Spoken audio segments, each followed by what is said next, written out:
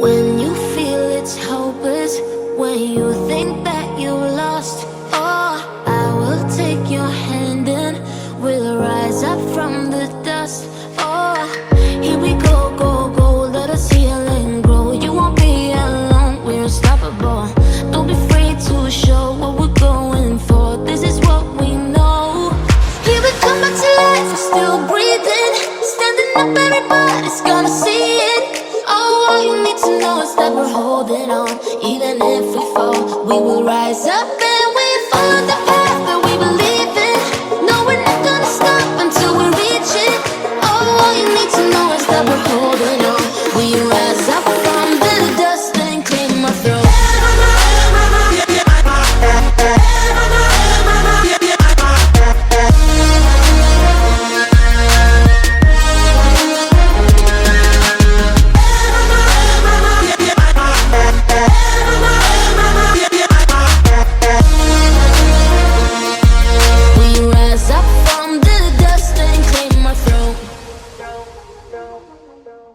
Hammaga assalomu alaykum Moonboyslar. Sizlar bilan Moonboys jamoasi a'zosi bo'laman. Bugungi videoda sizlar bilan Bollinger Band strategiyasini o'rgatmoqchiman. Bilaman bu yerda hali ko'pchiliginglar yangisizlar. Hali uncha tradingdagi uncha inglizcha terminlarni tushunmayotgan bo'lsangiz, sizlar uchun men Telegram guruhimizga o'zbekcha tarjima qilib, bitta kitobcha qilib tashlab qo'yganman. Bemalol shu videoni izohiga o'tsanglar, Telegram guruhimizda havolasi bor. Shu havola bo'yicha guruhimizga qo'shilib, kitobni yuklab olsanglar bo'ladi. Va keyin bemalol tushunsanglar bo'ladi. Bu indikator Bollinger Band deyiladi. Bu indikatorni John Bollinger degan trader, amerikalik trader 1984-yillardan beri o'ylab topgan. O'shandan beri ko'pchilik bu indikator juda ham mashhur.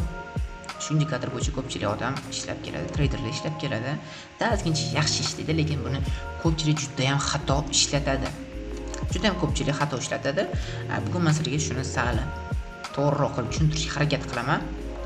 Bollinger Bands mana bu yerga kirsanglar, indikatorlar bo'limiga Bollinger Bands deb yozasizlar. Mana o'zini originali bor hamda. Bollinger Bands deb BB deb yozasizlarmi yoki anaqa deb yozasiz? Mana BB deb yozsanglar, mana Bollinger Bands mana bu yozuv bo'lmaydi, bu Trading View o'ziniki bo'ladi, standartni Trading View. Qo'shganlarda mana bunaqa bizda indikator ochiladi. Nastroykasiga kirasizlar, hech narsani o'zgartirmaysizlar, bu o'zini standart range.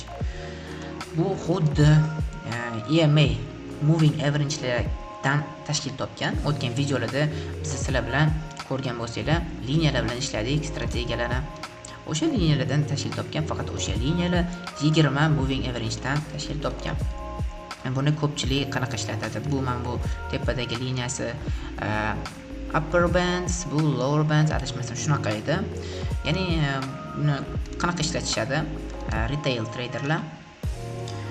Ya'ni narxi tepaga kelib urilganda, bu как ular buni zona resistance deyiladi. Resistance nima deydi? Qo'llab-quvvatlash, nima deydi? Qarshilik zonasi deyishadi. Ko'pchilik olishadi, shortdan pozitsiya ochadi shortga. To'g'ri, bu ishlab berdi. Misol uchun mana 8% ishlabdi, yaxshi. Pastga kelganda bu как support vazifasini qo'llab-quvvatlash deyiladi o'zbekchasiga. Support vazifasini bajardi, mana shundan long pozitsiya ochdi. Xo'p, bu yerda ham ishladi, mayli deylik. Lekin bor albatta.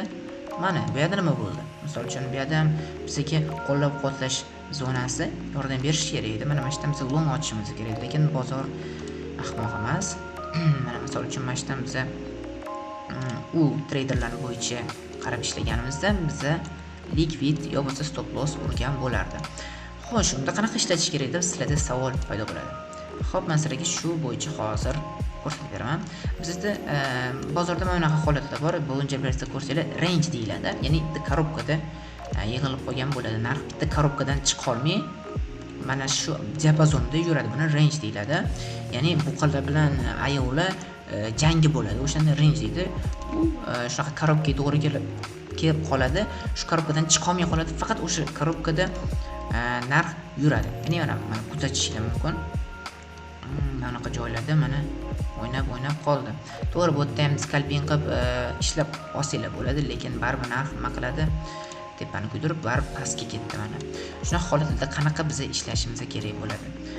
Hozir o'shanaqa bo'yicha men bir ikkita vaziyatlarni olib qo'ydim, sizlarga primer qilib ko'rsataman. Mana misol uchun range qilib oldik.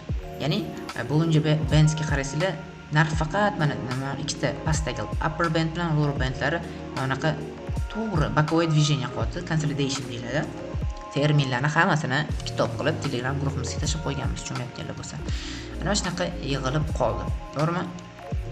Biza tepaga kelganda short pozitsiya ochmaymiz, pastga kelganda pozitsiya ochmaymiz. Qachonki misol uchun men bu liniyani, men bu tepa yoki past liniyani yorib yopilgandan keyin short pozitsiya ochishimiz mumkin bo'ladi. Mana ko'rishingiz mumkin bo'ladi.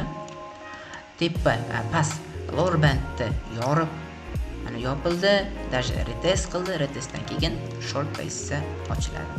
Shunda biz buni effektivni ishlatgan bo'lamiz bu indikatorni. Stop loss qayerga qo'yiladi? Stop loss xohlasanglar men bu o'rtadagi middle nuqtaga qo'yib olsanglar bo'ladi. Moving average ga xohlasanglar supportdan resistancedan ozgincha teparoq qo'yasizlar. Take profitni xohlasanglar trail qilib ketasizlar, xohlasanglar o'zingizga qarab tishlayverasizlar. Keling endi long vaziyatni ko'ramiz. Longdagi vaziyat bu hozir shortdagi vaziyatida, endi longdagi vaziyatni ko'ramiz. Mana bu yerda ham bitta misol olib qo'yganman. Ko'rishingiz mumkin. Mana keling buni olib tashlaylik, xalaq qilyapti. Misol uchun mana narx ko'ryapsizlar, mana yana o'sha korobga tushib qoldi narx. Faqat mana shu ichida yurdi.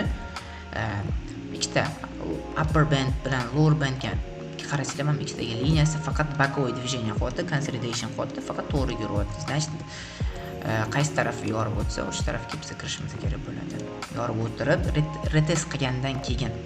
Misol uchun bizda mana bu yerda yorib o'tdi. Yorib o'tgandan keyin biz mana shu ochishimiz kerak bo'lardi. Mana shu range holati bo'lgan, ya'ni bu rangedan chiqib oldi. Mana bitta ko'rishingiz mumkin, rangedan chiqib oldi.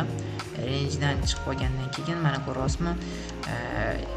Birinchi band ikkita og'zi ham ochildi mana bu yoqqa og'iz ochildi. Krokodilga o'xshab.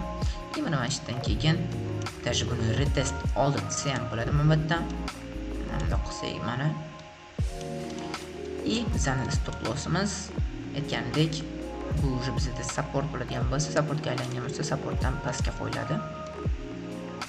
Yo bo'lmasa middle ga qarab trail qilib ketasizlar. Endi mana shundan kirganingizda ham ko'rasizlar o'zingizlar. Take profitlarni qanaqa qo'yilsa, xohlasanglar trail qilib ketsanglar bo'ladi. Trail degani stop lossni sekin men bu anaqaga qarab, moving average'ga qarab sekin surib ketaverasizlar stop lossinglarni. O'sha qilib ishlab ko'rishinglar bo'ladi. Albatta bu strategiyalarning hammasini backtest qilinglar. Backtest degani savdo qilmasdan, realniy pul bilan savdo qilmasdan, просто chart o'zida test qilinglar. 50 tacha, 100 tacha trade qilinglar. Tushunib olganingizdan keyin уже realniy summa bilan savdo qilsanglar bo'ladi va albatta sizlarga eng muhim maslahatim bu stop loss bilan ishlanglar. Stop loss har doim sizlarni likviddan qutqarib qoladigan do'stinglar, instrumentinglar. Stop losssiz umuman savdo qilmanglar hech qachon. Va albatta stop loss sizlarni qutqaradi va risk management degan narsa bor. Risk managementiga rioya qilinglar. Mana do'stlar, videomiz ham o'z yakuniga yetib qoldi. Agar sizlarga video juda ma'qul kelgan bo'lsa, like bosishni unutmanglar. Kommentariyada savolinglar bo'lsa, savolinglarni berishingiz mumkin va Telegram guruhimizga ham qo'shilib qo'yinglar. U yerda biz har kuni Bitcoinni analiz qilamiz, savdo qilamiz.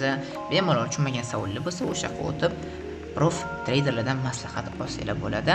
Do'stlar, keyingi videoda ko'rishguncha hammaga rahmat, xayr.